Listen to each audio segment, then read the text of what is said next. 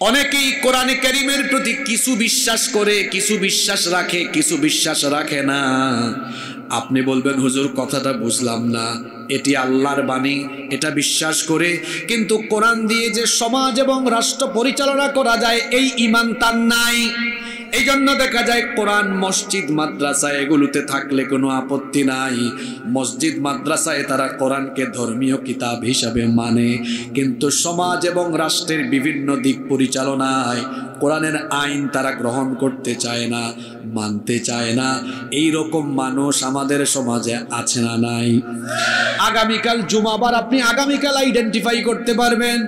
জুমার দিনে যদি মসজিদে খতিব সাহেব বক্তব্য রাখতে গিয়ে বলেন, সম্মানিত মুসল্লিবৃন্দ, মসজিদ কমিটি শোনেন, আমাদের এই মসজিদ আল্লাহর আইনের ভিত্তিতে চলবে। সবার আগে সভাপতি সাহেব হাত তুলে বলবে হুজুর আপনার সাথে আমি একমত। সেক্রেটারি, কোষাধ্যক্ষ সবাই বলবে হুজুর আমরা একমত। আমাদের মসজিদ আল্লাহর আইনে চলুক, কোরআনের আইনে চলুক, আমাদের কোনো আপত্তি নাই। এই বড় বিল গঙ্গাচড়ার সব মানুষ একমত হবে, হুজুর আমরাও রাজি আছি। হুজুর যদি খুশি হয়ে পরবর্তী পয়েন্টে বলেন যে আল্লাহর আইনে, যে কোরআনের আইনে মসজিদ চলবে, সেই আল্লাহর আইনে, কোরআনের আইনে সমাজ চলবে, রাষ্ট্র চলবে। এই বক্তব্য দেওয়ার পরেই দেখবেন মসজিদে থাকা বহু আবুল কাশেম, বহু আব্দুর রহমান, আব্দুস সাত্তারের চেহারা তখন একেবারে কালো হয়ে গিয়েছে। তাহলে কি বুঝলেন? কোরআনের প্রতি তার পূর্ণ ঈমান। কথা বলেন, পূর্ণ ঈমান। ওরা ধর্মীয় ক্ষেত্রে কোরআন মানে। এখন কোরআন তো শুধুমাত্র ধর্মীয় কিতাব নয়, বরং এটি হলো মানুষের জীবন পরিচালনার চূড়ান্ত এবং একমাত্র সংবিধান।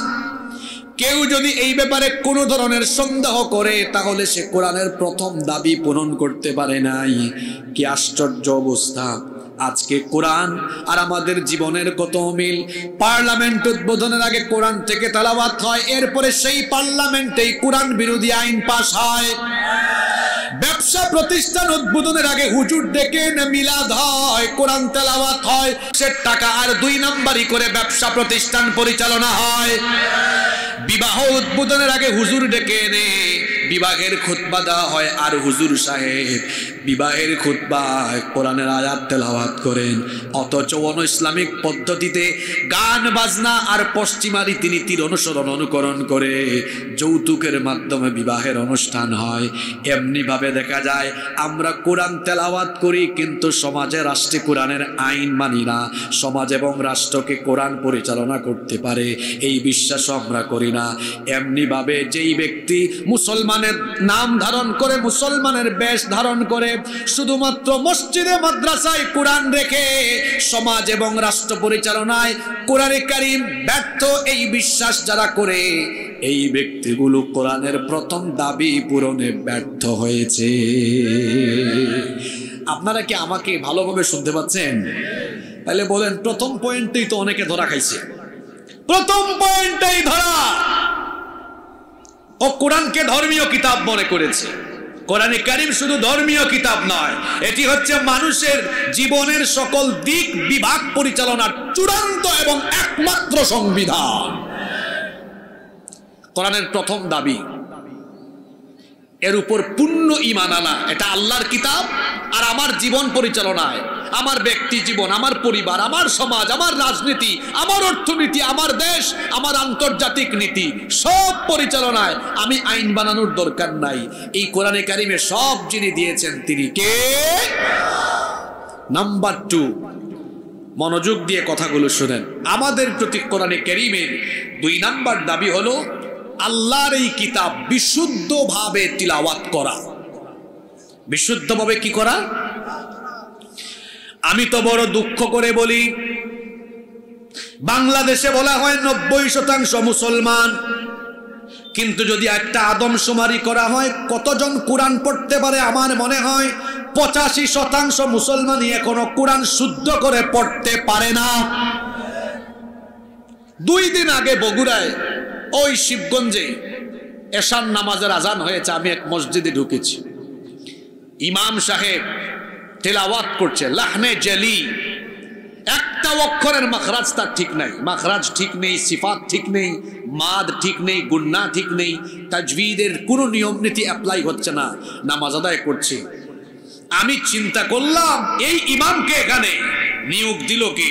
পরে চিন্তা করলাম, বুঝছি আমার দেশে তো বহু মসজিদ আছে যেখানে সভাপতি সেক্রেটারি ইমাম নিয়োগ করে, অথচ সভাপতি সেক্রেটারির আউযুবিল্লাহ পড়লে 100টা ভুল করবে। মসজিদের ইমাম নিয়োগ করবেন, সেই মসজিদে খতিব থাকলে তিনি, অথবা আশেপাশে কোনো আলিয়া মাদ্রাসা, কওমি মাদ্রাসার বড় কোনো আলেম থাকলে তিনি এসে ইন্টারভিউ নিয়ে তেলাওয়াত শুনে মাসালা মাসাইল এবং অন্যান্য সব কিছু জাস্টিফাই করে ইমাম সাহেব নিয়োগ করবেন। যদি একজন ইমাম এমন থাকেন তার তেলাওয়াত সহি না, তাহলে তো ওই মসজিদের সব মুসল্লিদের নামাজ বাতিল হয়ে যাবে। কি বলবো দুঃখের কথা, আজ আমাদের দেশে, আমি নিজে আলিয়া মাদ্রাসার ছাত্র, কোনোদিন কওমি মাদ্রাসায় পড়ি নাই, কিন্তু আমাদের আলিয়া মাদ্রাসায় এখন কোরআন চর্চা কমে গিয়েছে। অনেক ছাত্র আছে আলিয়া মাদ্রাসার, অনেক হুজুর দেখেছি, অনেক বক্তা দেখেছি, কোরআন বিশুদ্ধ করে পড়তে পারে না। আপনি বলবেন হুজুর বিশুদ্ধ করে পড়লে পড়ুক, না পড়লে নাই, কোরআনের আমল করলে হয়েছে। কে বলেছে আপনাকে কোরআনের আমল করলে হয়েছে? আপনি নবীজির সিরাত ভালো করে পড়েন। যে সাহাবী ঈমান এনেছেন, আগে আল্লাহ নবী তাকে বলেছেন তুমি আগে কোরআন শিক্ষা করো। কি শিক্ষা করো? আপনি কোরআন শিখেন না, আপনার তো নামাজ শেষ, নামাজ বাতিল হয়ে যাবে। বিশুদ্ধভাবে যেই ব্যক্তি কোরআন তেলাওয়াত করতে পারে না, সেই ব্যক্তি 3টা ক্ষতির সম্মুখীন হবে। জোরে বলেন কয়টা ক্ষতি? 1 নাম্বার ক্ষতি হলো ওই ব্যক্তির নামাজ বাতিল হয়ে যাবে, কারণ নামাজের ভেতরে বিশুদ্ধ কোরআনের তেলাওয়াত ফরজ, এটা অতীব জরুরি। যদি আপনার হরফের উচ্চারণ ঠিক না থাকে, বিশুদ্ধ করে যদি কোরআন তেলাওয়াত না করেন, তাহলে দেখা যাবে কোরআনের অর্থ বিকৃত হয়ে যাবে, লাহনে জালি হওয়ার কারণে আপনার নামাজ ফাসেদ হয়ে যাবে, নষ্ট হয়ে যাবে। আহারে, আমার দেশে কত মুসলমান আছে কোরআন বিশুদ্ধ করে পড়তে পারে। রুব্বা কারিউল কুরআন ওয়াল কুরআনু ইয়ালআনুহু, কোরআনের এমন বহু পাঠক আছে, বহু তেলাওয়াতকারী আছে, এরা যখন কোরআন তেলাওয়াত করে সওয়াবের পরিবর্তে কোরআন তাকে লানত দেয়। এরা কোরআন পড়ছে আর কোরআন তাকে লানত দিচ্ছে। আহারে, এমন করে বহু মানুষ কোরআন পড়ছে। আল্লাহ আমাকে ক্ষমা করুন, আমি মানুষকে বোঝানোর জন্য উদাহরণ দিচ্ছি। কোরআন পড়তেছে আলহামদুলিল্লাহি রাব্বিল আলামিন, আল্লাহ আমারে ক্ষমা করেন, এটা আলামিন না আলামিন। ওই বগুড়ার ইমাম সাহেব তিনি পড়ছেন শাইআ কে পড়ছেন শাইআ, হামজাকে আইন, আইনকে হামজা। আপনি কি জানেন হামজাকে আইন আর আইনকে হামজা বানিয়ে ফেললে ওই শব্দের অর্থ আর ঠিক থাকে না? একটা অক্ষরের মাখরাজ যখন ঠিক থাকে না, এটা অর্থ বিকৃত হয়। যেমন সূরা ইখলাসের প্রথম শব্দ কুল, বলুন হুয়াল্লাহু আহাদ, তিনি আল্লাহ যিনি একক অদ্বিতীয়। আপনি কফের জায়গায় কাফ বলেছেন, কাফ অর্থ হবে কুল। এখানে আলেমরা বসে আছেন, ওটা তখন আমরের সিগা হয়, অর্থ হয় খাও, তখন অর্থ হয় যে আল্লাহ একজন, তারে ধইরা খায়া ফেলো। নাউযু বিল্লাহি মিন যালিক। আমার দেশে অনেক কূটনৈতিক বিচক্ষণ ব্যক্তি আছে, এরা কয় হুজুর অসুবিধা নাই তো, ওই যে কোরআন শরীফের নিচে বাংলা উচ্চারণ দেওয়া থাকে, ওইটা দেখে পড়ে কালু হাদাল্লাজি রুজিকনা মিন কাব। বাংলা তো এরকমই হবে। এখন বলেন তো, বাংলায় যেটা কালু হয়, আরবিতে সেটা কি হয়? কলু। কারণ আরবিতে 7টা অক্ষর মোটা, এগুলো চিকন বা পাতলা হয় না। সদ, বদ, ত, র, খ, গইন, কফ, এগুলো মোটা অক্ষর, পুর বলিষ্ঠ করে পড়তে হয়। সে বলছে কালু হাদাল্লাযী ইন্না লিল্লাহি ওয়া ইন্না ইলাইহি, এটা কালুকে বলেছে, এটার অর্থ হলো ক, এটা হলো কলু। হাযা, জালের উচ্চারণ তো জিহ্বার আগাকে দাঁতের আগায় লাগায় বলতে হয়। বলতেছে হাজা, ব্যাকল, হাজার অর্থ একটা আর হাজার অর্থ আরেকটা। বিশ্বাস করেন, বাংলাদেশে যে পরিমাণ তাফসীর মাহফিল হয়, যদি এই খরচ দিয়ে প্রতিটা গ্রামে গ্রামে কুরআন শিক্ষা কেন্দ্র পরিচালনা করা হতো, তাহলে অনেক বেশি ফায়দা হতো। আমি কি একদিন 1 ঘন্টা ওয়াজ করে সব মানুষের নামাজ ঠিক করে দিতে পারবো? Never ever, it's quite impossible, এটা অসম্ভব। কিন্তু এখানে যদি 1 মাস আমি একাডেমিক ওয়েতে কোরআন শিখাতে পারি, তারপরে আমি নামাজের শুরু থেকে শেষ পর্যন্ত মিনাল বিদায়া ইলান নিহায়া একেবারে তাকবীর থেকে নিয়ে সালাম পর্যন্ত শিখিয়ে দিতে পারি, অন্তত মানুষের নামাজ কি হবে? এই যে কোরআন আমরা মাহফিলের আয়োজন করি, মাহফিল এসে শুনি, দায়িত্ব কি শেষ? কোরআনের দাবি পূরণ করেন আপনি। মাহফিল আয়োজন করা কোরআনের দাবি নয়, এটা কোরআন প্রচারের অন্তর্ভুক্ত। এটাও একটা কাজ, উত্তম কাজ, কোরআন প্রচার করছেন। কিন্তু এর চেয়ে উত্তম কাজ হলো কোরআন শিক্ষা করা। কোরআনে কারীমের সর্বপ্রথম যে শব্দ নাজিল হয়েছে সেটি কি? ইকরা। অর্থ কি? পড়ুন। এই কিতাব পড়ার আদেশ দেওয়া হয়েছে। পড়বেন কেমনে? বাংলা উচ্চারণ দেখে। আল্লাহকে জিজ্ঞেস করলাম, আল্লাহ আমি কোরআন কেমনে পড়বো? আল্লাহ জবাব দিলেন, ওয়ারাত্তিলিল কুরআন তারতিলা। তারতিলের সাথে তাজবিদের মাধ্যমে তাহসিন করে বিশুদ্ধ এবং সুন্দরভাবে কোরআন পড়ো। এই হুকুমটা কার? যারা বিশুদ্ধ করে কোরআন পড়তে জানে না এদের ক্ষতি তিনটা। এক নাম্বার, এদের নামাজ শেষ। নামাজ কবুল হবে কোয়ান্টিটি নয়, নামাজে কোয়ালিটি থাকা লাগে। কথা শুনতেছেন যুবক ভাইয়েরা? এদিক সেদিক তাকায়েন না। আমি ইউনিভার্সিটিতে পড়াকালীন সেকেন্ড ইয়ারে থার্ড সেমিস্টারে আমাদের এক স্যার ছিলেন, তিনি এখন কানাডায় থাকেন। তো স্যারের বাসায় গিয়েছিলাম সন্ধ্যার পরে। তো স্যার আমাদেরকে নাস্তা খাওয়ালেন, তারপর বললেন আজকে তোমাদেরকে একটা মজার জিনিস দেখাই। বললাম স্যার কি দেখাবেন? কিছুদিন আগে ফাইনাল এক্সাম আমরা শেষ করেছি ইউনিভার্সিটিতে। এক বান্ডেল খাতা বের করে একজনের খাতা দেখালেন, 51 পৃষ্ঠা লিখেছে। স্যার তাকে নাম্বার দিয়েছেন 1। কত? স্যার বললেন দেখো ওর লেখার কোয়ান্টিটি বেশি কিন্তু কোয়ালিটি এত খারাপ। সুআল কোশ্চেন ছিল একটা, উত্তর দিয়েছে। তো বললাম তাহলে স্যার তার 1 দিলেন কেন? একটু দয়া করে দিয়েছি, 51 পৃষ্ঠা লিখছে তো একটু মায়া করে দিলাম 1। আরেকটা খাতা স্যার বের করলেন, ও লিখেছে মাত্র 16 পৃষ্ঠা, A+ পেজ। তো স্যার খাতা দেখায় বললেন দেখো এত বেশি লেখার দরকার নাই, যদি কোয়ালিটিফুল লেখা হয় কম লেখাই যথেষ্ট। 100 রাকাত নামাজ আদায় করেছেন, 100 রাকাত। তেলাওয়াত সহি না, রুকু ঠিক নাই, সাজদা ঠিক নাই, তাদিলে আরকান ঠিক নাই। 100 রাকাত নামাজের কোনো দামই নাই। 2 রাকাত নামাজ আদায় করেছেন, তিলাওয়াত বিশুদ্ধ, রুকু সাজদা সুন্দর, নামাজে খুশু আছে, তাদিলে আরকান ঠিক আছে। 2 রাকাত নামাজের দাম আল্লাহর কাছে আছে। সুবহানাল্লাহ। কোয়ান্টিটি নয়, দরকার হলো কোয়ালিটি। জুড়ে বলেন দরকার কি? 1 সপ্তাহ নামাজ আদায় করেন, 5 ওয়াক্তই পড়েন, কি পড়েন আপনি? তিলাওয়াত তো সহি না। কোরআনে কারীম যার সহি হয় না তার 3টা ক্ষতি। 1 নাম্বার তার নামাজ বাতিল। 2 নাম্বার ক্ষতি হলো যারা কোরআনের সাথে সম্পর্ক রাখে না, কোরআন শিখে না, কিয়ামতের দিন এরা নবীর সুপারিশ পাবে না, নবীজির শাফায়াত থেকে তারা বঞ্চিত হয়ে যাবে। কোরআনে কারীমের 25 নম্বর সূরা সূরাতুল ফুরকানের 30 নম্বর আয়াতে রব্বুল আলামিন বলছেন কিয়ামতের ময়দানে আল্লাহর রাসূল কিছু লোকদের বিরুদ্ধে দাঁড়িয়ে অভিযোগ করে আল্লাহ তাআলাকে বলবেন, ওয়াকালার রাসূলু ইয়া রাব্বি ইন্না কওমি তাখাযু হাযাল কুরআনা মাহজুরা। রাসূল বলবেন ইয়া রাব্বি, হে রব, ইন্না কওমি তাখাযু হাযাল কুরআনা মাহজুরা। আমার উম্মতের, আমার কওমের এই লোকগুলো কোরআনকে পরিত্যাগ করেছিল, কোরআন শিখে নাই, কোরআন পড়ে নাই, বুঝে নাই, কোরআনের রঙে রঙিন হয় নাই। এরা দুনিয়াতে যেভাবে কোরআনকে পরিত্যাগ করেছিল, আজ হাসরের মাঠে আমি রাসূলও এদেরকে আজ পরিত্যাগ করলাম। কাউকে যদি রাসূল পরিত্যাগ করেন তার কোন বাপ তারে বাঁচাবে? আর কোন বাপ তারে আর বাঁচাবে? রাসূল যদি সুপারিশ না করেন ওর বাঁচার কোনো উপায় আছে? কি গুরুত্বপূর্ণ কথা! যে ব্যক্তি কোরআনের শিক্ষা থেকে নিজেকে বঞ্চিত করবে ওই ব্যক্তি রাসূলের শাফাআত থেকে বঞ্চিত হয়ে যাবে। কোরআন না শিখার 3 নম্বর ক্ষতিকর দিক হলো যেই ব্যক্তি কোরআন শিখবে না আল্লাহর তরফ থেকে তার জন্য শাস্তি বরাদ্দ আরো 3টা। জোরে বলেন কয়টা?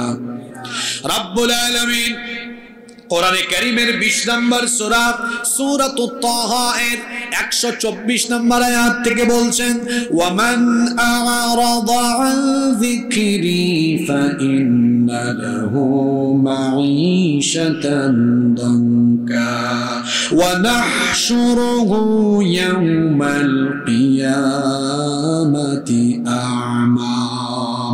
আল্লাহ তাআলা বলছেন আর যারা আমার উপদেশ সম্বলিত এই কোরআন থেকে মুখ ফিরিয়ে নিবে ফাইন্না লাহু মাঈশাতান দানকা, নিশ্চয়ই আমি তাদের জীবনকে সংকীর্ণ করে দিব। মুফাসসিরিনে কেরাম এই মাঈশাতান দানকার ব্যাখ্যায় দুটো অর্থ দিয়েছেন। এক নাম্বার অর্থ তারা দিয়েছেন যে ব্যক্তি দুনিয়াতে কোরআন শিখবে না আল্লাহ তাআলা ওই ব্যক্তির দুনিয়ার সুখ শান্তি কেড়ে নেবেন। এই আয়াতের সাথে মানুষের বাস্তব জীবন সত্যিকার অর্থে মিলিয়ে দেখেন, গাড়ি আছে, বাড়ি আছে, নারী আছে, ক্ষমতা আছে, সবকিছু থাকার পরেও তার কপালে সুখ নাই, কারণ হলো তার জীবনে কোরআন নাই। যার জীবনে কোরআন নাই, যে ব্যক্তি নিজেকে কোরআন থেকে বঞ্চিত করেছে, সেই ব্যক্তি আল্লাহর নেয়ামত সুখ শান্তি থেকে বঞ্চিত। টাকা পয়সা দিয়ে সুখ শান্তি পাওয়া যায় না। বহু টাকাওয়ালা ক্ষমতাওয়ালা মানুষ আছে রাতের বেলা ঘুমাতে পারে না, আবার বহু চাষি আছে, কৃষক আছে, রাতের বেলা ঘুমালে শুইলে পরে ঘুম চলে আসে। ঘুম, সুখ শান্তি এগুলো যার দেয়া নেয়ামত। গলার আওয়াজ বড় করে সবাই বলেন তিনি কে?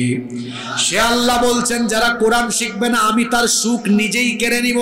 মুফাসসিরিনে কেরাম 2 নম্বর অর্থ দিয়েছেন এই ব্যক্তিকে যখন কবরে রাখা হবে, আমি আপনি সবাই একদিন কবরে চলে যাব।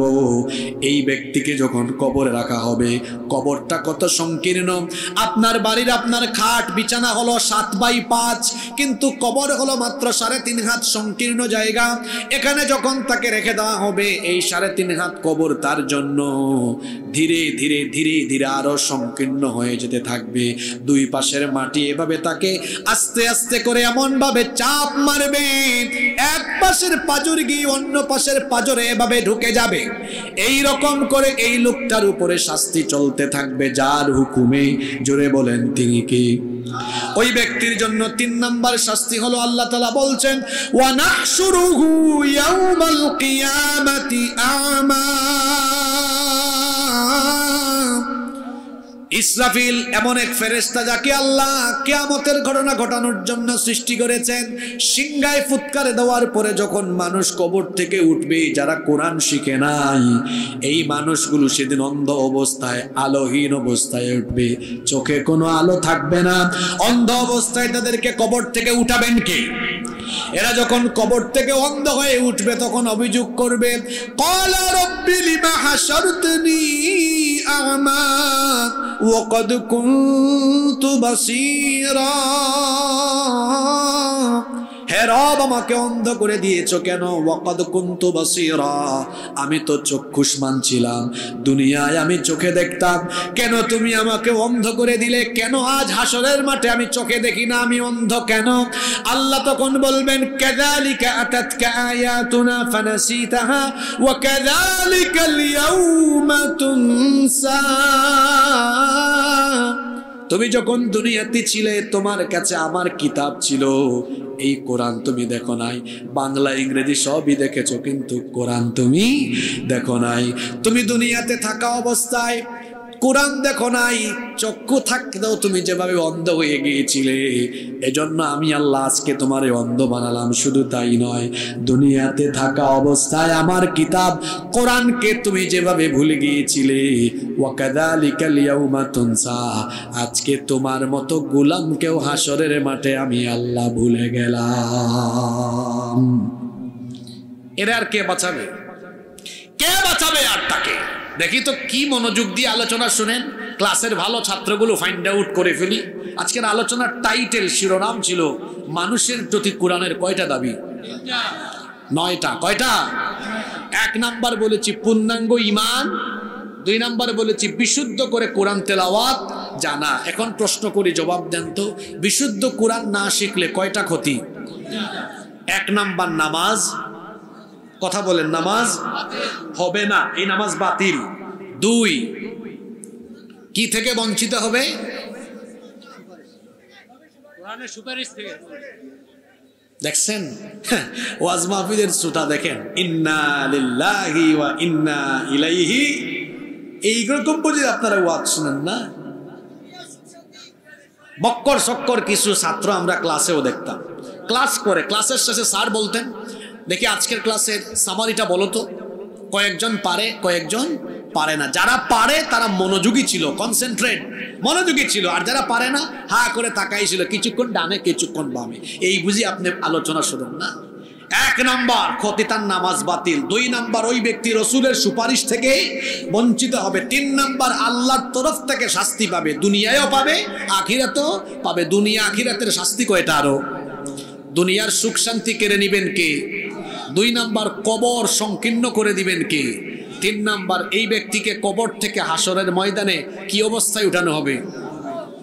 কোরআন শিখার দরকার আছে না নাই? জোরে বলেন, শিখার দরকার আছে না নাই?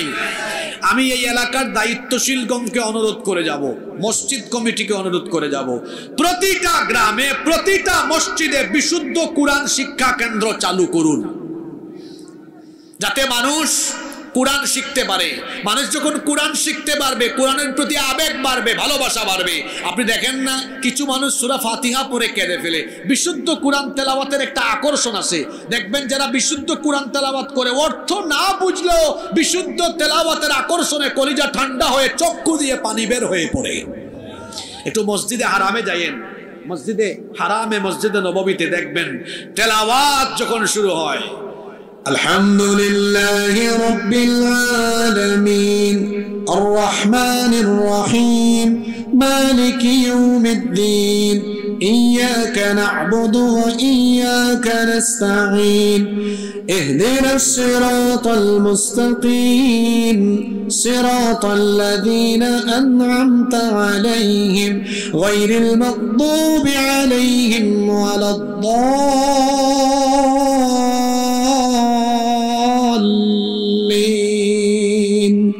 আমি তো হারামের ইমামদের মতো পারি না, আমার কণ্ঠ এত ভালো না, কিন্তু আপনি যখন হারামের তিলাওয়াত শুনবেন, আল্লাহর কসম আমি নিজের চোখে দেখেছি মানুষ কাঁদছে। আমি জিজ্ঞেস করেছি, আল্লাহ আমাকে বহুবার মসজিদে হারামে নামাজ আদায়ের সুযোগ দিয়েছেন, জিজ্ঞেস করেছি আপনি তো অর্থ বুঝেন না, কাঁদেন কেন? কই হুজুর অর্থ বুঝা লাগে। এত সুন্দর তিলাওয়াত যখন করে কলিজাটা ঠান্ডা হয়ে মনের অজান্তেই চক্ষু দিয়ে পানি বের হয়ে পড়ে। এটা হচ্ছে কোরআনের মুজিজা, এর তেলাওয়াতে মজা আছে। আপনি জানেন না, আল্লাহর নবীর তেলাওয়াত শুনে নাখলাতে ফজরের নামাজে নবীজির তেলাওয়াতে উড়ন্ত জিনেরা উড়ন্ত অবস্থা বন্ধ করে নবীর তেলাওয়াত শুনে পাগল পড়া হয়েছে। সুবহানাল্লাহ। সূরা জিনে আছে, তারা কি বলেছে? ইন্না সামি'না কুরআনান আজাবা। আমরা তো আওয়াজের দরিয়ায় থাকি, একই আওয়াজ, একই বিস্ময়কর তেলাওয়াত, এত চমৎকার তেলাওয়াত জীবনেও শুনি নাই। সুবহানাল্লাহ।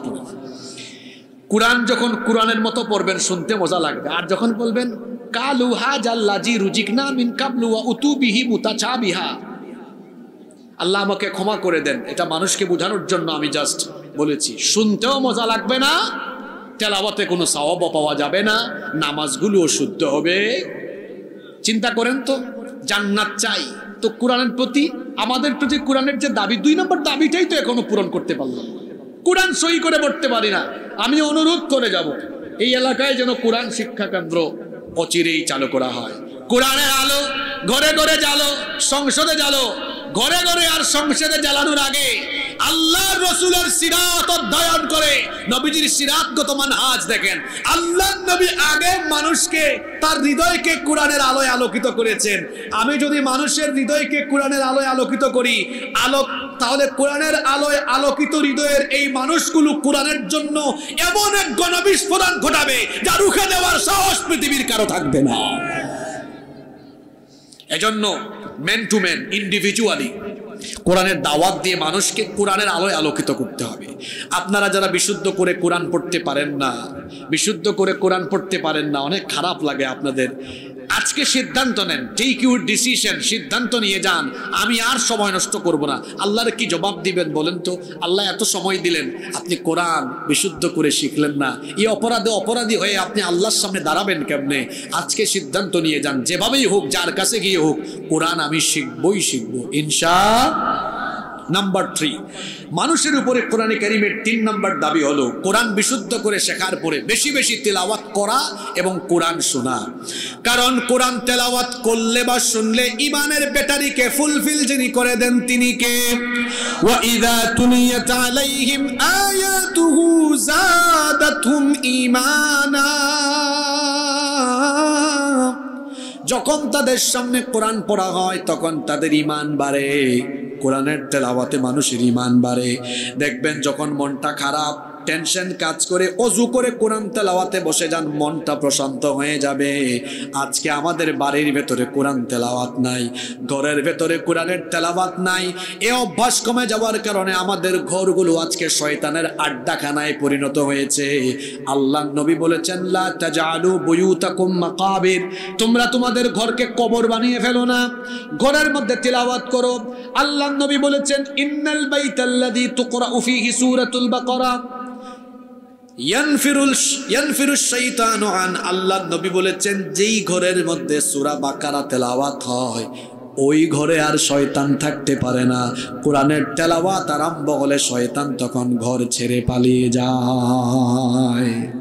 তাহলে যেই ঘরে কোরআনের তেলাওয়াত হয় না ওই ঘর শয়তানের আড্ডাখানা, আর যে ঘরে কোরআনের তেলাওয়াত আছে ওই ঘরে শয়তান আর থাকতে পারে। এজন্য বেশি বেশি কোরআন তেলাওয়াত করবেন।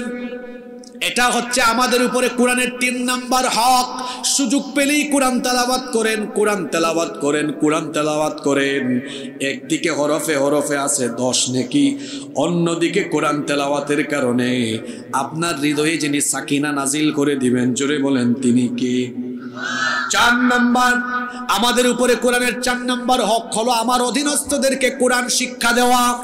1 নম্বরে আমার পরীক্ষা দেওয়া, এটা আমার দায়িত্ব।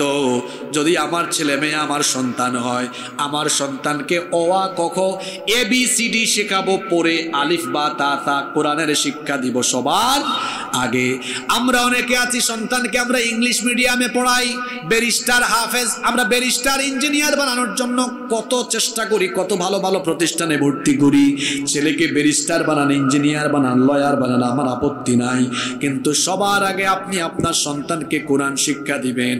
সন্তানকে যদি কোরআন না শেখান, আল্লাহর কসম, কোরআন হাদিসের শিক্ষা বিবর্জিত এই সন্তান দুনিয়ার সকল শিক্ষা যদি নেয়, কোরআন থেকে যদি বঞ্চিত থাকে, এ কোনোদিন আদবওয়ালা হবে না, বেয়াদব হবে।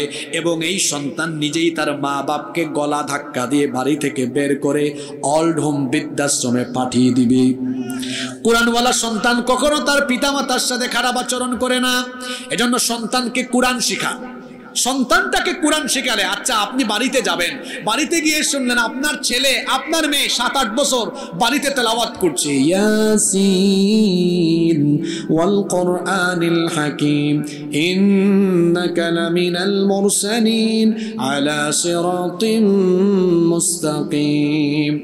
বাড়িতে গিয়ে শুনেন আপনার ছেলে মেয়ে এইরকম তেলাওয়াত করছে, আল্লাহর কসম আপনার সন্তান 100 কোটি টাকা উপার্জন করে আপনার হাতে দিলে কলিজায় যে শান্তি লাগবে, আপনার ছেলে মেয়ে এভাবে যদি কোরআন আপনার সামনে পড়তে পারে তার চেয়ে 1000 কোটি গুণ বেশি আপনার শান্তি লাগবে। ছেলে মেয়েগুলোকে কোরআন শিক্ষা দেন। কি সন্তান বানিয়ে যাচ্ছেন! আউযুবিল্লাহ পারে না, বিসমিল্লাহ। যে পিতামাতা তাদের সন্তানদেরকে কোরআন শেখাবে না, দুনিয়া এবং আখিরাতে এই পিতামাতা ব্যর্থ হবে, অসম্মান, জিল্লতি বেজ্জতির সম্মুখীন হবে। আখিরাতে সন্তান বলবে, আল্লাহ আমাকে জাহান্নামে দেওয়ার আগে আমার পিতামাতাকে আমার সামনে আনো। আল্লাহ বলবেন, তোমার পিতামাতাকে সামনে আনার কথা তুমি কেন বলছো? সে তখন বলবে, তারা তো আমাকে কোরআন শেখানোর ব্যবস্থা করে নাই, তারা আমাকে পথভ্রষ্ট করেছে, আমাকে হেদায়েতের পথে আনার জন্য হেদায়েতের এই কিতাব শিক্ষার কোনো ব্যবস্থা করে নাই। হে রব, আমার মা বাপকে আমার সামনে এনে দাও। নাজআলহুমা তাহতা আকদামিনা লিয়াকুনা মিনাল আসফালিন। আজ আমি আমার বাপ মায়ের বুকের উপরে উঠে পাড়া দিয়ে পদদলিত করে, দলিত মথিত করে তারপরে আমি জাহান্নামে যাব। কি ব্যর্থ পিতা, কি ব্যর্থ মাতা, তার সন্তান তার বুকের উপরে উঠে পাড়াতে চাইবে। আর যদি তার বিপরীতে আপনি সন্তানকে দুনিয়ায় কোরআন শেখায় যেতে পারেন, আপনি যদি কোনো কারণে আটকায়াও যান, একজন হাফেজ বা আলেমকে কিয়ামতের দিন তার নিকটাত্মীয়দের জন্য সুপারিশের সুযোগ দেওয়া হবে। সন্তানকে কোরআনওয়ালা বানিয়ে যান, এই সন্তান বলবে, আল্লাহ আমি একা জান্নাতে যাব না, আমার বাপ আর আমার মাকে তুমি আমার সাথে জান্নাতে দিয়ে দাও। সুবহানাল্লাহ কইতে ইচ্ছে করে না?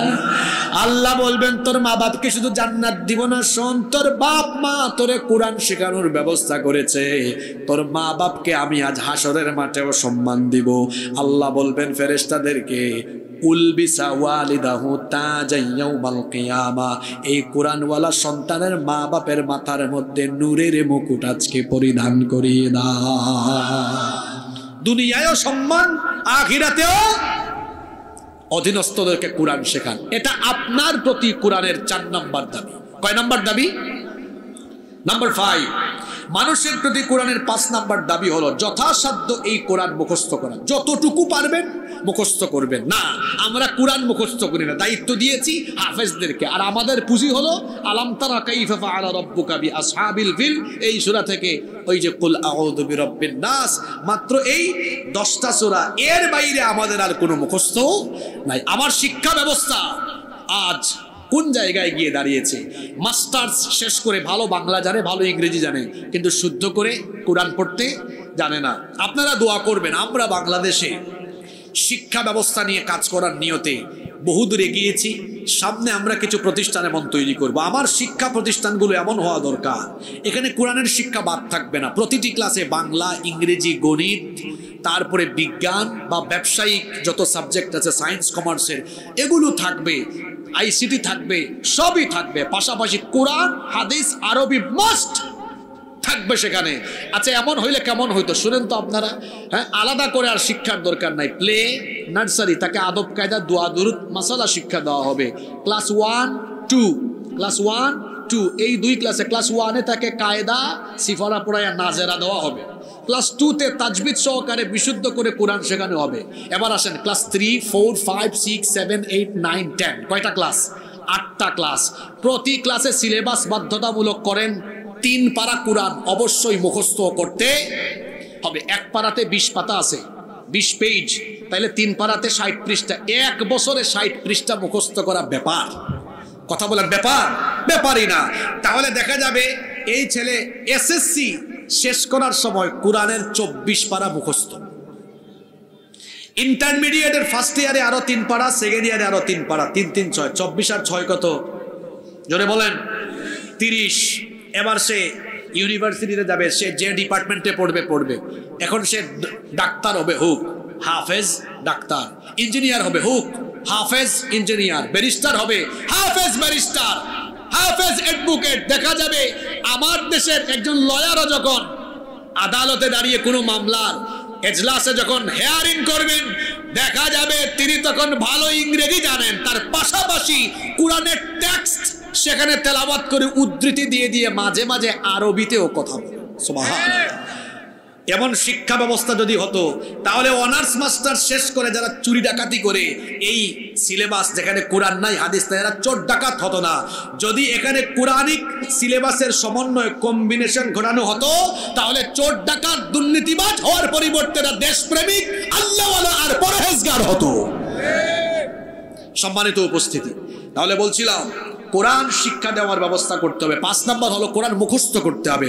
কোরআন মুখস্থ করা কঠিন নয়। আজকে আপনাদেরকে কোরআন মুখস্থ করার কৌশল শিক্ষা দিয়ে যায়। আমি নিজে স্কুলের ছাত্র, এরপরে আমার বাবা, আমার 14 গোষ্ঠীতে কোনো আলেম নাই, সব জেনারেল শিক্ষায় শিক্ষিত, ইউনিভার্সিটি পড়ুয়া।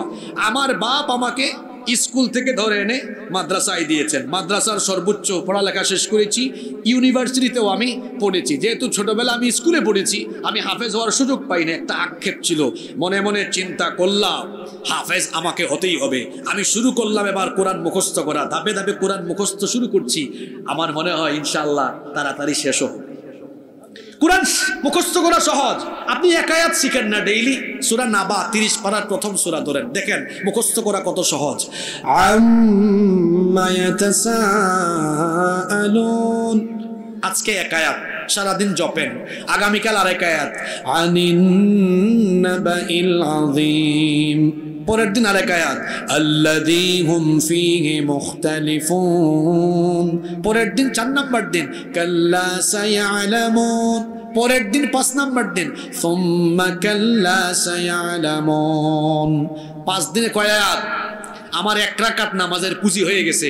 এবার ওই দিনই সূরা ফাতিহার পরে সব নামাজে পড়েন আম্মা ইয়াতাসাআলুনা আনিন নাবাইল আযীমিল্লাযী হুম ফীহি মুখতালিফুন কাল্লা সায়ালামুনা সুম্মা কাল্লা সায়ালামুন। আল্লাহু আকবার। রুকুতে যান, 1 রাকাতের পুঁজি হইছে না? কুরআন মুখস্থ করে কোরআনকে স্মৃতিপটে ধরে রাখার কৌশল হলো যা মুখস্থ করবেন তা প্রতিদিনের নামাজে অ্যাপ্লাই করবেন, তাহলে কোরআনকে মনে রাখার ব্যবস্থা করে দিবেন কে? ডেইলি 1 আয়াত করেও শিখলে কোরআন মুখস্থ করতে 6500 দিন লাগবে, 6500 দিন লাগবে। না, আমরা করি না, দায়িত্ব দিয়ে দিয়েছি বিভিন্ন জনকে। এই প্র্যাকটিসটা মধ্যপ্রাচ্যের বিভিন্ন আরব দেশে আছে। আমি 2019 সালে জিদ্দাতে এক গাড়িতে উঠেছি, ওই যে ট্যাক্সিতে আর কি। তো ড্রাইভার, ইয়ামেনি ড্রাইভার, সে তিলাওয়াত করতেছে কোরআনের মাঝখান থেকে সূরা বনি ইসরাইল পড়তেছে। বনি ইসরাইল একেবারে মাঝখানে না, এটা মাঝামাঝি সূরা। তা আমি বললাম হাল আনতা হাফিজুল কোরআন, আপনি কি হাফেজে কোরআন? না, আমি হাফেজে কোরআন। তো আমি বললাম হাফেজ না, একদম বনি ইসরাইল মাঝখান থেকে পড়তেছেন। কয় আমি হাফেজ না ঠিক, কিন্তু যখনই পাই সময় পাই কোরআন পড়ি, পড়তে পড়তে অর্ধেকের বেশি এখন মুখস্থ করে ফেলেছি। একজন ড্রাইভার পারে। আরে উত্তরবঙ্গের মানুষ তো টাটকা ফ্রেশ আলু খায়, ফ্রেশ সবজি খায়, সব নিয়ামতেই উত্তরবঙ্গে। এত টাটকা সবজি আর এত ফ্রেশ জিনিস বাংলাদেশের অন্য কোথাও নাই। আপনাদের ব্রেইন অনেক ফ্রেশ আছে, মেমোরাইজিং ক্যাপাসিটিও ভালো। চেষ্টা করেন আজকে থেকে ডেইলি 1 আয়াত 2 আয়াত মুখস্থ করেন। কোরআন যত মুখস্থ করবেন জান্নাতে তত বেশি আপনার স্ট্যাটাস, মর্যাদা যিনি বাড়িয়ে দিবেন তিনি কে? সূরা মুলকটা মুখস্থ করেন, রাতে ঘুমানোর আগে পড়েন। আয়াতুল কুরসিটা মুখস্থ করেন, সূরা ওয়াকিয়া মুখস্থ করেন, ইয়াসিন সূরাটা মুখস্থ করেন, সূরা রহমান মুখস্থ করেন। চেষ্টা করেন, পারবেন ইনশাআল্লাহ। কষ্ট হচ্ছে আপনাদের? নাম্বার 6, আমরা এগিয়ে গেছি অনেক। 6 নাম্বার মানুষের প্রতি কোরআনের 6 নাম্বার দাবি হলো, 6 নাম্বার দাবি হলো কোরআন শুধু পড়লেই হবে না, তুতা পাখির মতো। এবার এটা বুঝতে হবে। কি করতে হবে? বুঝার চেষ্টা করতে হবে। যদি আপনি না বুঝেন তাইলে কোরআন অনুযায়ী জীবন গঠন করতে পারবেন? আমরা 1 ঘন্টায় 1 পারা পড়ি, আর রসুলের সাহাবীরা এক এক সূরা পড়তে সময় নিয়েছেন 10 বছর 8 বছর। সুবহানাল্লাহ। ওইটা পড়েছেন, বুঝেছেন, আমল করেছেন। আমরা কোরআন বুঝি না। এবার আমার দিকে তাকান, এই কথাগুলো সচরাচর সব মাহফিলে শুনবেন না। এবার কোরআন অর্থ বুঝে পড়ার, এতক্ষণ যে 6টা পয়েন্ট বললাম সবগুলা দাবি পূরণের একটা সংক্ষিপ্ত সিলেবাস দিয়ে যাই। তাফহিমুল কোরআন, তাফসির ফি জিলালিল কোরআন, মারিফুল কোরআন, তাফসিরে জালালাইন, তাফসির ইবনে কাসির। 5টা তাফসিরের নাম বললাম, এগুলো সব বাংলা অনুবাদ করা পাওয়া যায়। 2-2.5 হাজার টাকা দাম হবে 1 সেট তাফসিরের। 1 সেট বাংলা অনুবাদ করা তাফসির বাসায় রাখবেন, আপনি সহ পরিবারের সবাই পড়বেন। আমার দিকে তাকান, ডেইলি যদি 5 আয়াত পড়েন অর্থ আর ব্যাখ্যা সহ, নিচে দেখবেন টিকা দিয়ে ব্যাখ্যাও লেখা আছে। বড় জোর 10-15 মিনিট সময় লাগবে 5 আয়াত পড়তে। ডেইলি কোনো মানুষ যদি 5 আয়াত করে কোরআন পড়ে, আমি ক্যালকুলেটরে হিসাব করে বলতেছি, পুরা কোরআন অর্থ সহ ব্যাখ্যা সহ শেষ করতে তার সময় লাগবে 4 বছর। কেউ যদি বলে হুজুর আমি 10 আয়াত করে পড়বো, সময় লাগবে 2 বছর। কেউ যদি বলে হুজুর 10 আয়াত কেন, 20 আয়াত পড়বো, ব্যাপার না, এটা আমার জন্য পড়া। তো সুসংবাদ আছে আপনার জন্য, আপনার পুরা কোরআন শেষ করতে সময় লাগবে মাত্র না। কোনো প্ল্যান নাই, আপনার পরিকল্পনা নাই, আগডুম বাগডুম প্ল্যান। খালি মাহফিল করলেন বছরে একদিন আর বড় বড় কথা বললেন। কোরআন পড়ুন, কোরআন পড়ুন। কি জবাব দিবেন আল্লাহর কাছে? এত বড় খোলা চিঠি আল্লাহ আপনাকে দিয়েছেন। হ্যাঁ, 5 আয়াত করে পড়লেও তো 4 বছর লাগতো, 10 আয়াত করে পড়লেও 2 বছর সময় লাগতো, 20 আয়াত করে পড়লেও 1 বছর লাগতো। বয়স তো হয়ে গেছে 50 বছর, 60 বছর। যুবক 20 বছর, 22 বছর, 25, 30 বছর। এত বছর কোথায় গেল? মোবাইলে তাহাজ্জুদ পড়তে পড়তে গেল। যে পরিমাণ টাইম তারা মোবাইলে দেয়, এই পরিমাণ টাইম যদি কোরআন চর্চায় দিত, কোরআন কয়েকবার পড়া শেষ হয়ে যেত। দেখি বলেন তো, 5 আয়াত করে পড়লে কয় বছর? কয় বছর? 10 আয়াত করে পড়লে 2 বছর, 20 আয়াত করে পড়লে আপনারা সিদ্ধান্ত নিন 5, 10 না 20 পড়বেন, একটা সিদ্ধান্ত নিয়ে যান, দেখবেন আমরা কোরআন পড়তে পারবো ইনশাআল্লাহ। নাম্বার 7, মানুষের প্রতি কোরআনের 7 নম্বর দাবি হলো কোরআন অনুযায়ী আমল করা। আগের 6টা যখন শেষ করবেন, আগের 6টা সিরিয়াল ঠিক আছে না? ঈমান আনা, কোরআন শিখা, তারপরে পরিবারের সদস্যদেরকে শেখানো, বেশি বেশি পড়া আর শোনা, তারপরে কি করা? কোরআন বুঝা। তারপরে আপনি যখন এটাতে আসবেন, এখন কোরআন বুঝেন, আপনি আমল করতে পারবেন না? পারবেন। সিরিয়াল ঠিক করে আসেন। আল্লাহ নবীর চরিত্রের ব্যাপারে নবীজির বিবি, নবীজির স্ত্রী আয়েশা রাদিয়াল্লাহু আনহাকে বলা হলো, আমার আপনার নবীর চরিত্র কেমন ছিল? তিনি বললেন, তোমাদের বাড়ি থেকে কোরআন নাই, বাড়ি ফিরে যাও। কানা খুলুকুহুল কোরআন, আমার নবীর চরিত্র হলো কোরআন। এই কোরআন যেমন আমার নবীও ছিলেন তেমন। এটা প্রিন্টেড কোরআন, আর আমার নবী হলেন প্র্যাকটিক্যাল কোরআন। সুবহানাল্লাহ পড়েন। 6 নম্বর, 7 নম্বর দাবি আমল করা। 8 নম্বর দাবি হলো কোরআনের দাওয়াত নিয়ে মানুষের কাছে বের হয়ে পড়া। এজন্য কোরআনের দলের সাথে নিজেকে সম্পৃক্ত করা, যারা ব্যক্তি, গোষ্ঠী আর পরিবারের আদর্শ প্রচার করে না, যারা আদর্শ প্রচার করে কোরআনের, আদর্শ প্রচার করে নবীজির, যারা আল্লাহ আর রাসূলের দিকে মানুষকে ডাকে, তাদের সাথে শামিল হয়ে কোরআনের প্রচারে লিপ্ত হওয়া। সুবহানাল্লাহ। ওয়াল তাকুম মিনকুম উম্মাতুন ইয়াদউনা ইলাল খায়রি ওয়া ইয়ামুরুনা বিল মা'রুফি ওয়া ইয়ানহাউনা আনিল মুনকার ওয়া উলাইকা হুমুল মুফলিহুন। তোমাদের মধ্যে এমন একটি দল থাকা উচিত যারা মানুষকে কল্যাণের দিকে আহ্বান করবে, সৎ কাজের আদেশ আর অসৎ কাজের আদেশ দিবে। তাহলে এই যে কোরআনের 8 নম্বর দাবির কথা বললাম, আল্লাহর কোরআনের আলোকে মানুষকে সৎ কাজের দিকে ডাকা, অসৎ কাজে শামিল, অসৎ কাজে বাধা দেওয়া, এর জন্য যারা কোরআনের দাওয়াত দেয়, সেই কোরআন ভিত্তিক দলের সাথে আমাদের শামিল হওয়ার দরকার আছে না নাই? এটা হলো কোরআনের 8 নম্বর দাবি। 9 নম্বর দাবি হলো এই কোরআনের দাওয়াত দিয়েই সীমাবদ্ধ থাকা যাবে না। দাওয়াত দিয়ে দিয়ে কোরআনের পক্ষে জনমত গঠন করার পরে 9 নম্বর দাবি হলো সমাজ এবং রাষ্ট্রে কোরআনের অনুশাসনের বাস্তবায়ন করা। শুধু কোরআন মসজিদে থাকবে, মাদ্রাসায় থাকবে, আর রাষ্ট্র পরিচালনায় কোরআন থাকবে না, এমনটা তো হতে পারে না। এই কোরআন মসজিদ মাদ্রাসায় যেমন থাকবে, তেমনি পার্লামেন্ট, সেক্রেটারিয়েট, বঙ্গভবন পরিচালনায় কোরআন থাকা লাগবে। আমি সময়ের অভাবে কথাগুলো আরো গুছাইয়া বলতে পারতাম, বললাম না। সংক্ষেপে যে বললাম, আমাদের উপরে কোরআনের দাবি কয়টা? জোরে বলেন কয়টা? নিজে নিজের সাথে মিলায় দেখুন তো কয়টা দাবি পূরণ করেছে। হ্যাঁ, আমরা এই যে 9 নম্বর দাবি, কোরআনের রাষ্ট্র প্রতিষ্ঠা করা। আল্লাহর রাসূল তো 10 বছর মদিনা শাসন করেছেন, নিজের আইন দিয়ে না কোরআনের আইন দিয়ে?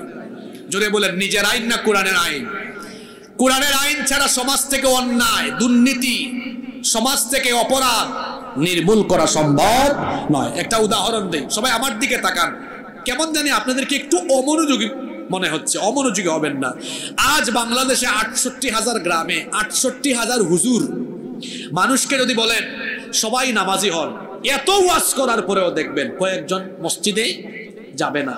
কিন্তু পার্লামেন্ট থেকে যদি বলা হয়, অথবা রাষ্ট্রপতির আদেশ ক্রমে যদি বঙ্গভবন থেকে গেজেট পাস করা বলা হয়, নামাজ না পড়লে ব্যাট দেওয়া হবে, ব্যাটের ধরে সবাই। আমরা মাদকের বিরুদ্ধে ওয়াজ করব, অনেকে মাদক গ্রহণ করবে, কিন্তু যদি রাষ্ট্রীয়ভাবে সিদ্ধান্ত না হয় সেটা কার্যকর হবে। তার মানে ওয়াজ দিয়ে যেটা হয় না, সেটা রাষ্ট্র ক্ষমতা দিয়ে হয়। ওয়াজেরও দরকার আছে, ওয়াজ দিয়ে কোরআনের পক্ষে জনমত গঠন করা হয়। কিন্তু রাষ্ট্রীয়ভাবে অন্যায় অপরাধকে নির্মূল করার জন্য কোরআনকে শুধু ওয়াজ মাহফিলে, কোরআনের ওয়াজ মাহফিলের মঞ্চে আর মসজিদের মিম্বরে কোরআন রাখলে চলবে না, বরং এই রাষ্ট্রকে কোরআনের ভিত্তিতে একটি জনকল্যাণমূলক রাষ্ট্রে পরিণত করতে হলে পার্লামেন্টে কোরআনের প্রতিনিধিদেরকে পাঠিয়ে দিতে হবে। এজন্য কোরআনের সমাজ বিনির্মাণে সবাই ঐক্যবদ্ধ থাকা লাগবে। এই দেশটা 71 সালে স্বাধীন হওয়ার পরে 2024 আজ 53 বছর ধরে বড় নির্যাতিত এক দেশ। সবাই বাংলাদেশের ভাগ্য পরিবর্তনের কথা বলে বলো বড় বড় বুলিয়া উড়িয়ে জনগণকে ধোঁকা দিয়ে যখন ক্ষমতায় যায় তখন বাংলাদেশের ভাগ্য বদলায় না, তাদের শার্ট প্যান্ট বদলায়, তাদের চেহারা সুরত বদলায়, গাড়ি বদলায়, বাড়ি বদলায়। বাংলাদেশের মানুষের ভাগ্য আর বদলায় না। বাংলাদেশের মানুষের ভাগ্য বদলাতে হলে চোর, ডাকাত, দুর্নীতিবাজ, সন্ত্রাস, ইসলাম বিরোধীদের পরিবর্তে কোরআনওয়ালা লোকদেরকে পার্লামেন্টে পাঠালে পরে এই দেশ একটি আদর্শ জনকল্যাণমূলক সুখী এবং সমৃদ্ধশালী রাষ্ট্রে পরিণত হবে ইনশাআল্লাহ। এজন্য আসুন, এটা শহীদ আবু সাঈদের এলাকা। শহীদ আবু সাঈদ রক্ত দিয়েছে এই দেশকে জুলুম মুক্ত করার জন্য। আরেকবার আমরা সবাই আমাদের শক্তি সামর্থ্য প্রয়োজনে রক্ত, জানমাল সবকিছু কুরবান করে আরেকবার আমরা এই দেশকে সুখী সমৃদ্ধশালী হিসাবে পাওয়ার জন্য একটি কোরআনের বিপ্লবের জন্য ঐক্যবদ্ধ হয়ে কাজ করে আগামী দিনে আমরা বাংলাদেশে কোরআনের সমাজ, কোরআনের রাষ্ট্র গঠনে ভাই ভাই হয়ে কাঁধে কাঁধ লাগিয়ে এক হয়ে কাজ করব। কারা কারা রাজি আছেন দুই হাত তুলে আল্লাহকে দেখান। মাশাআল্লাহ।